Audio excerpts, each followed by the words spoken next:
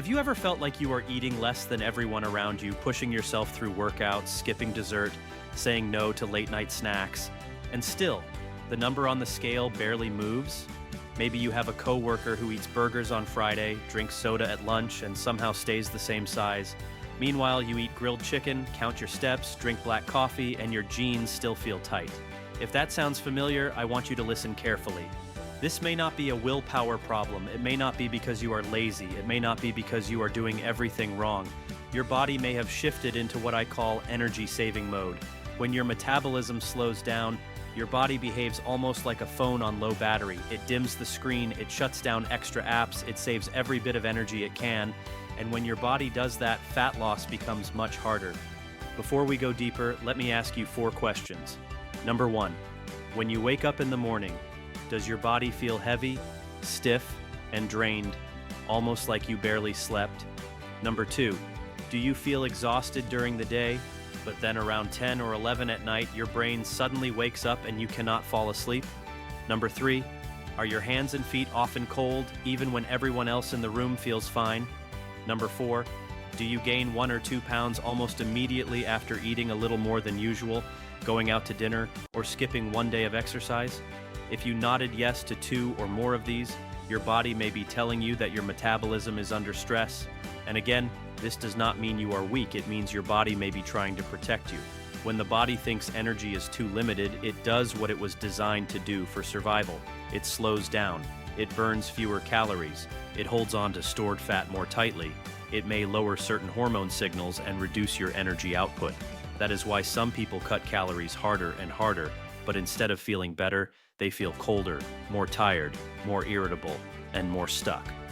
Today on Health 360 Days, I want to explain what is really happening inside your body when your metabolism slows down, why extreme dieting often backfires, and the 5 practical steps you can use to help rebuild a healthier, stronger, more active metabolism. And if you care about healthy aging, weight control, energy, and staying strong after 50 or 60, make sure you subscribe to Health 360 Days. Share this video with someone who keeps saying, "I barely eat, but I still gain weight," because this may be exactly what they need to hear. Let's start with a simple question. What is metabolism? Most people think metabolism means how fast I burn fat. But your daily calorie burn is made of several parts. The first part is your basal metabolic rate. This is the energy your body uses just to keep you alive. Even if you stayed in bed all day, your body would still need energy to keep your heart beating, your lungs breathing, your brain working, your liver processing nutrients, your kidneys filtering blood, and your body temperature stable. The second part is the energy used to digest food. Your body actually burns calories, breaking down, absorbing, and processing what you eat. The third part is activity. This includes formal exercise like walking on a treadmill, lifting weights, cycling, or taking a fitness class. But it also includes everyday movement, walking through the grocery store, cleaning the house, carrying laundry, taking the stairs, gardening, playing with grandkids, or pacing while you talk on the phone. In the United States, this is a major issue because many people spend their day sitting. We drive to work, sit at a desk, sit in traffic, sit at dinner, then sit on the couch watching TV or scrolling on the phone. Even people who go to the gym for 30 minutes may still be sedentary for most of the day. So when we talk about metabolism, we are not talking about one single switch. We are talking about your entire energy system. But here is the important point. Your basal metabolic rate is usually the largest part of your daily energy burn. That means the calories your body burns at rest are a huge part of the picture. So if your resting metabolism drops, you can feel like you are doing everything right and still not getting results. Now, what controls this system? 2 major players are your mitochondria and your thyroid hormones. Think of mitochondria as tiny engines inside your cells. They take fuel from food or fuel from stored body fat and help turn it into usable energy. When you eat carbohydrates, fats, and protein, your body breaks them down and eventually sends fuel into your cells. Inside those cells, mitochondria help produce ATP, which is the energy currency your body uses. When you are not eating, your body can also take stored fat, break it down, and send those fatty acids to the mitochondria to be burned for energy. So if your mitochondria are healthy, active, and plentiful, your body has a better ability to use fuel. This is one reason exercise is so powerful. The goal is not only to burn 200 or 300 calories during a workout. The bigger goal is to tell your body, we need more engines, we need stronger engines, we need better energy production. Now, many people have heard that building muscle raises metabolism. That is true, but it is often misunderstood. Muscle does burn energy, and muscle is extremely important for blood sugar control, strength, balance, mobility, and healthy aging. But your organs, such as the liver, brain, heart, and kidneys, also use a large amount of energy every day. So the point is not just build muscle and everything is solved. The deeper point is this: your body needs healthy, active cells, healthy organs, and strong mitochondria throughout your body. Muscle still matters a lot, especially as you age, because losing muscle can make your metabolism, balance, and independence worse. But the real goal is not just a bigger muscle. The real goal is a body that knows how to use energy well. Now let's talk about the second major player, your thyroid. Your thyroid is a small butterfly-shaped gland at the front of your neck. It produces hormones that help regulate metabolism, temperature, energy, and many other body functions. If mitochondria are the engines, thyroid hormones are like the gas pedal. You can have an engine, but if the gas pedal is not working, the car will not move well. On the other hand, pressing the gas pedal does not help much if the engine itself is weak. That is why metabolism depends on both, the engines and the signal that tells those engines to work. Your thyroid mainly produces a hormone called T4. You can think of T4 as a storage form. Your body then converts T4 into T3, which is the more active form. T3 helps cells use energy, create heat, and run metabolism more efficiently. This conversion happens in several tissues, including the liver, gut, muscle, and other parts of the body. So when someone has low thyroid function or poor thyroid hormone conversion, they may feel tired, cold, sluggish, constipated, mentally foggy, and may gain weight more easily. Some people also notice hair thinning, dry skin, or puffiness in the face. Now, this does not mean every weight problem is a thyroid problem, but if you have severe fatigue, strong cold intolerance, unexplained weight gain, hair loss, swelling, or persistent constipation, please do not just blame yourself. Talk with your doctor and ask whether thyroid testing is appropriate. That is especially important because thyroid disease is medical. It is not something you fix by forcing yourself through another crash diet. Now let's talk about the big mistake many people make when they want to lose weight fast. They panic. Maybe the scale goes up before a wedding, a reunion, a beach trip, or a doctor's appointment, so they say, "That's it. No bread, no rice, no breakfast, no dinner after 5, I'll just drink coffee and eat salad." For a few days, the scale may go down, but then something strange happens. Energy crashes, sleep gets worse, cravings get louder, workouts feel harder, mood drops, and then weight loss stalls. Why? Because the body does not know you are trying to look better for summer vacation. The body only knows that energy suddenly became scarce. When calories drop too low for too long, the brain may interpret that as danger. Your body may reduce energy output, lower certain hormone signals, increase hunger, and become more efficient at conserving calories. In simple language, your body says, food is limited, slow everything down. That is why extreme dieting can damage the exact system you are trying to improve. This is also why yo-yo dieting is so frustrating. You lose 10 pounds, regain 10, then you diet harder, lose 10 again, regain 12. After several cycles, many people feel like their body becomes more resistant. And in many cases, it really does become more resistant. When the body repeatedly experiences harsh restriction, it can become better at defending weight. This is part of what makes long-term weight loss difficult for many people. So the goal should not be, how little can I eat? The better question is, how can I create a body that feels safe enough to burn energy again? That is the mindset shift. At Health 360 Days, we do not believe healthy weight loss should mean punishing your body. It should mean rebuilding your body. So now I want to give you 5 practical ways to support a healthier metabolism. Number 1, stop undereating and start eating better. This may sound strange, but many people who struggle with weight loss are not eating in a way that supports metabolism. They may be eating too little protein, too little fiber, too few whole foods, and then too many calories later when cravings hit. For example, many Americans start the day with only coffee. Maybe they grab a sweet coffee drink, a muffin, or nothing at all. Then lunch is rushed. A sandwich at the desk, a fast food stop, or a protein bar in the car. By dinner, hunger explodes. and the evening becomes snacking, grazing, and searching the pantry. That pattern does not support steady energy. Instead of starving all day and overeating at night, build meals that tell your body, we are nourished, we are safe, we have enough. That means good protein, smart carbohydrates, healthy fats, and fiber. Do not fear all carbohydrates. The goal is not to live on plain chicken breast and lettuce forever. Your body needs fuel. The question is what kind, how much, and when. Good carbohydrate choices for many people include oatmeal, beans, lentils, sweet potatoes, brown rice, quinoa, fruit, whole grain bread, and vegetables. These foods provide energy, fiber, and micronutrients. For many older adults, very low-carb or extreme low-calorie diets can cause fatigue, constipation, poor sleep, and muscle loss if not done carefully. So instead of cutting everything, try building balanced meals. For breakfast, that might be Greek yogurt with berries and chia seeds, or eggs with sautéed vegetables and a slice of whole grain toast, or oatmeal with protein added and a handful of walnuts.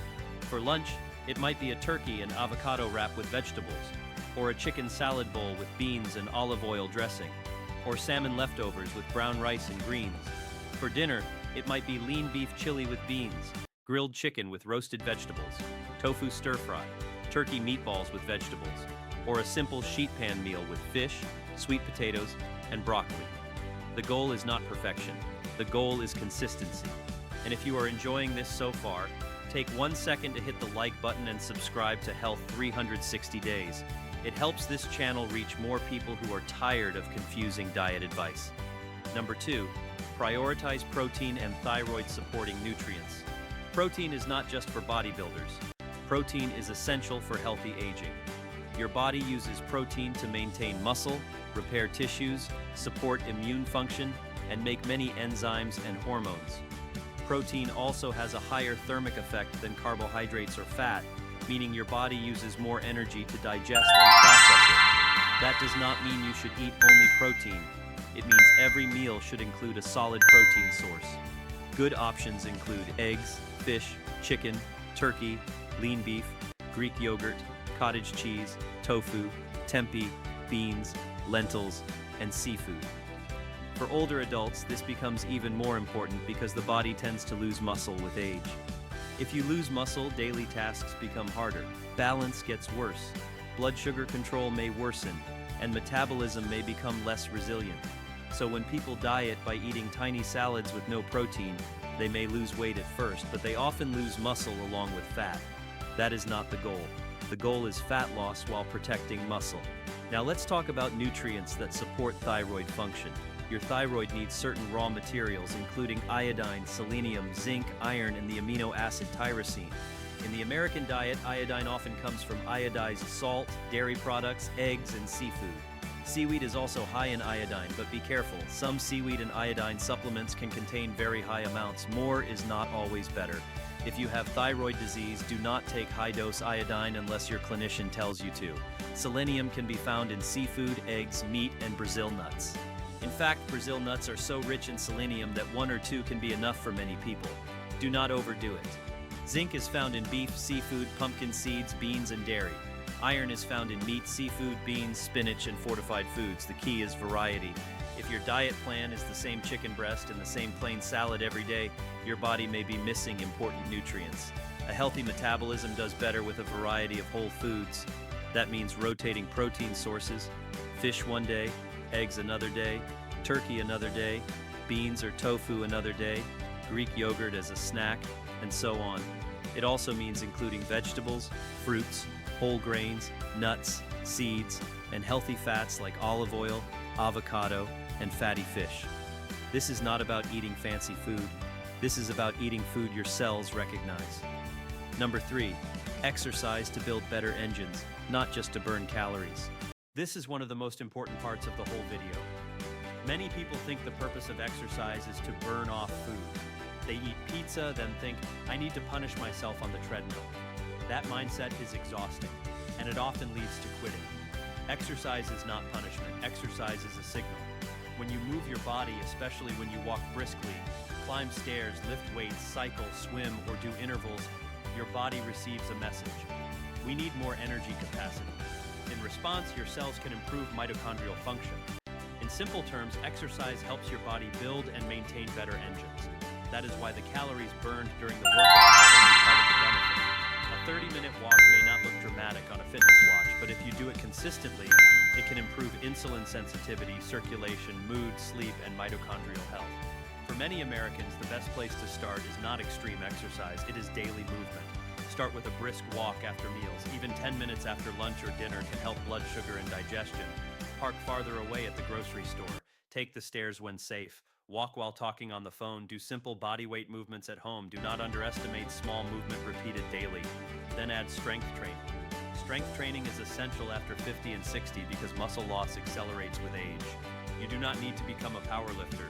You can use dumbbells, resistance bands, machines at the gym, or body weight exercises like sit-to-stands, wall push-ups, step-ups, and rows. A good starting goal for many people is strength training 2 or 3 times per week with walking or other endurance activity most days. Now, if you are already active, you can add short intervals. That might mean walking faster for 30 seconds, then slowing down for 1 or 2 minutes and repeating that several times, or using a stationary bike with short bursts. But please be smart.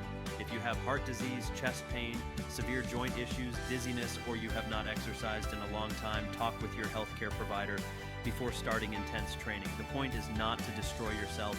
The point is to train your body to become more capable. Think of it this way. You are not exercising to earn dinner. You are exercising to build a body that can use dinner better. Number 4, use mild cold exposure carefully. Your body has a special type of fat called brown fat. Unlike regular white fat, which stores energy, brown fat helps burn energy to produce heat. Brown fat contains many mitochondria, which is why it is often discussed in metabolism research. When exposed to cold, brown fat can become more active. Now, does this mean you need to jump into an ice bath every morning? No. For most people, especially older adults, that is unnecessary and may be risky. Extreme cold exposure can be dangerous for people with heart conditions, blood pressure problems, circulation issues, or certain medical conditions. But mild cold exposure may be useful for some people. That might mean keeping your home slightly cooler instead of blasting the heat all winter. It might mean finishing a warm shower with 15 to 30 seconds of cooler water if you tolerate it well. It might mean walking outside in cool weather with appropriate clothing instead of avoiding every bit of cold. The goal is gentle exposure, not shock. And this is a bonus strategy, not the foundation. The foundation is still nutrition, protein, movement, sleep, and stress management. Do not use cold exposure as an excuse to ignore the basics. Number 5, protect your sleep and lower chronic stress. This may be the most underestimated piece of metabolism. Many people in the US are living in a constant stress cycle. They wake up tired, rush to work, drink coffee all day, answer emails at night, watch stressful news, scroll on the phone in bed, sleep poorly, and repeat. Then they wonder why their cravings are worse, belly fat is stubborn, and energy is low. Chronic stress can affect cortisol, appetite, blood sugar, sleep, and thyroid hormone conversion. When stress stays high, the body may become less efficient at using energy in a healthy way. Sleep is just as important. Poor sleep can affect insulin sensitivity, hunger hormones, mood, cravings, and mitochondrial function. When you sleep badly, you are more likely to crave sugar, skip workouts, snack at night, and make impulsive food choices. So if you are trying to improve metabolism but sleeping 5 hours a night, you are working against yourself. Try to aim for 7 or more hours of quality sleep when possible. Keep your sleep and wake time consistent. Get morning light. Stop drinking caffeine too late in the day. Reduce alcohol near bedtime. Keep the bedroom cool and dark. Put the phone away earlier. And if you snore loudly, wake up gasping, or feel exhausted even after a full night in bed, ask your doctor about sleep apnea. Sleep apnea is common and can seriously affect energy, weight, blood pressure, and overall health. Remember this, sleep is not laziness. Sleep is metabolic repair. If this video is helping you rethink weight loss, comment below with the word rebuild.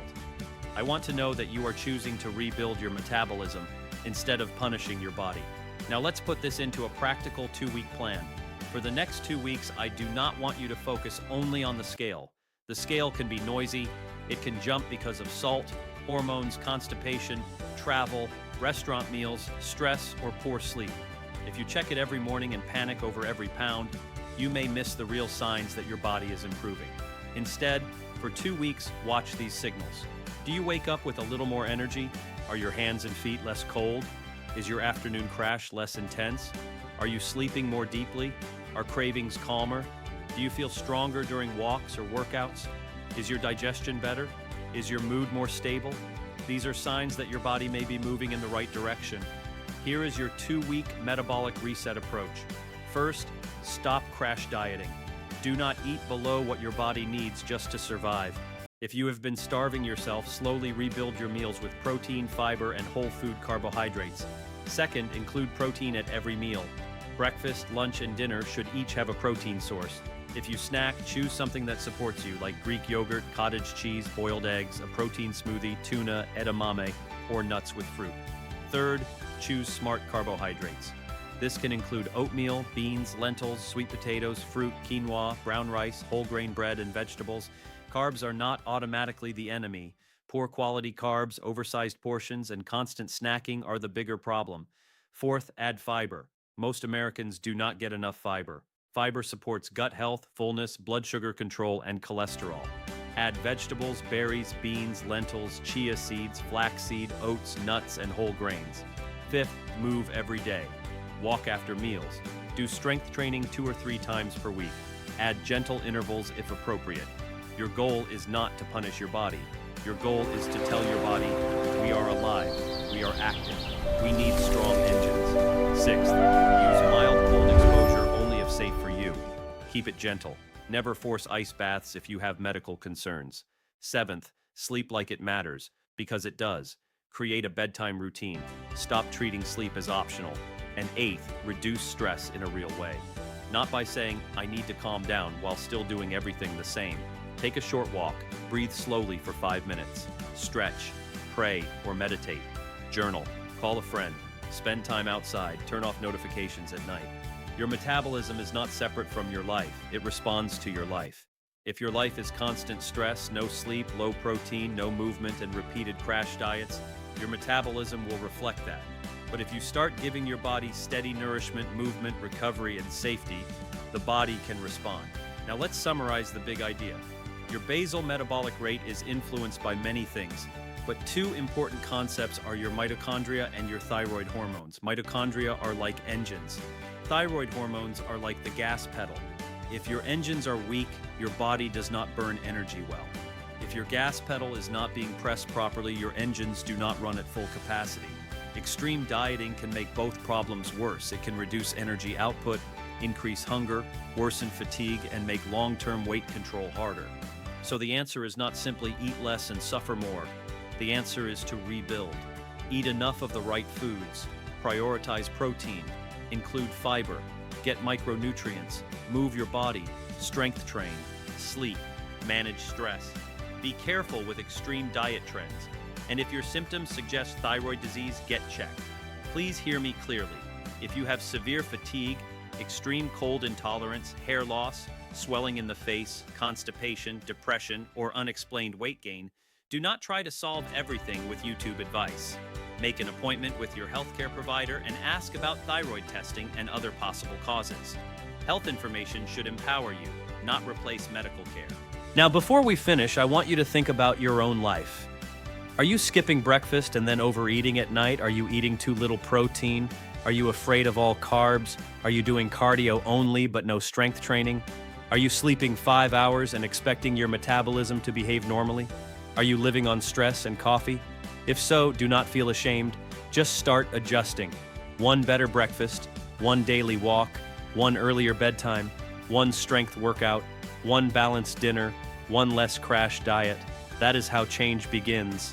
At Health 360 Days, our goal is to help you build a body that stays strong, energized, and independent for as long as possible.